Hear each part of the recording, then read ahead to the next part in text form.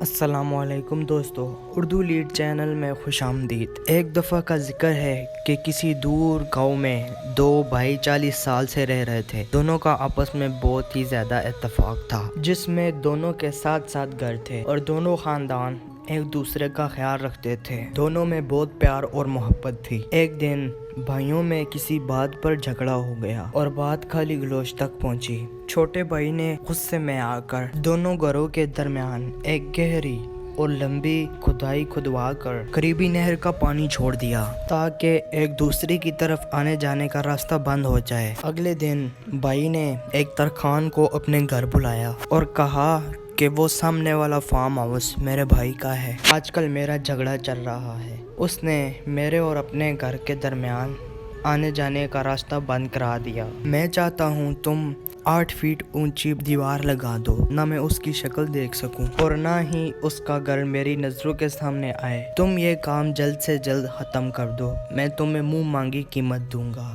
ترخان نے کہا، مجھے وہ جگہ دکھا دے جہاں پہ دیوار بنانی ہے۔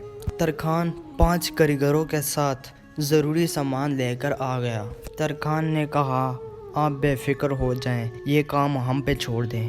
ترخان سارا دن اور ساری رات اپنے مزدوروں کے ساتھ مل کر دن رات کام کرتا رہا اور بھائی رات کو جب سو کر صبح اٹھا تو دیکھا وہاں پر کوئی دیوار نہیں تھی۔ اس نہر کے درمیان ایک پل بنا ہوا تھا۔ ترخان کی اس حرکت پہ حیران ہوتا ہوا وہ جو ہی اس پل پر پہنچا تو دیکھا کہ پل کی طرف دوسرا چھوٹا بھائی اس کی طرف کھڑا ہو کر دیکھ رہا تھا۔ وہ چند لمحے ایک دوسرے کو کھڑے ہو کر دیکھتے رہے۔ چھوٹے بھائی کے آنکھوں میں آنسو آ گئے کہ میں نے باپ جیسے بھائی کا دل دکھایا اور اس نے مجھ سے پھر بھی تعلق نہیں توڑا۔ بڑے بھائی کا بھی دل بھر آیا۔ وہ سوچنے لگا کہ غلطی جس کی بھی تھی، مجھے اس طرح اس معاملے کو بگاڑنا نہیں چاہیے تھا۔ ان کے گھروں سے بچے نکل کر بھاگتے اور شور مچاتے بھی اکٹھے ہو گئے اور ایک دوسرے کے گھر آنے جانے لگے۔ پھر بڑے بھائی نے ترخان سے پوچھا کہ تم نے یہ کیسے کر دیا؟ اس نے بولا کہ مجھے معلوم ہو چکا تھا تم دونوں بھائیوں کے درمیان غلط فہمی پیدا ہو چکی ہے اور اگر پل بنانے کے بجائے میں دیوار بنا جاتا